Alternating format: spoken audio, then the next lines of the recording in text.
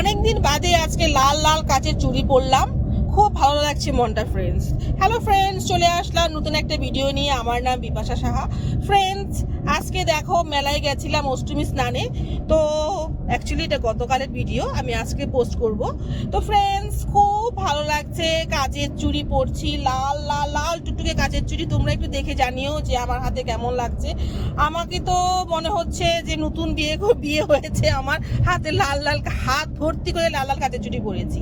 তো যাই হোক ফ্রেন্ডস, একটা নতুন, অনেকদিন বাদে নতুন একটা অনুভূতি কাচের চুড়ি পরার, এটাকে আমি এনজয় করছি। আর আমার হাতে থাকবে অনেকদিন, ভেবেছি যে পরবো। আচ্ছা, তারপর মেলা ঘুরছি, এত ভিড় হয়েছে কি বলবো, প্রচন্ড ভিড় হয়েছে।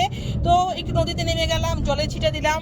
যদিও আমি অষ্টমীতে স্নান করি না, কিন্তু আমি প্রত্যেক বছর অষ্টমীতে যাই, যা যা নিয়মকানুন আছে সেগুলো করি। আর ওই নিয়ম হিসেবে জলটাকে একটু গায়ে লাগিয়ে দিই, ছুঁয়ে দিই, সেটাই আর কি।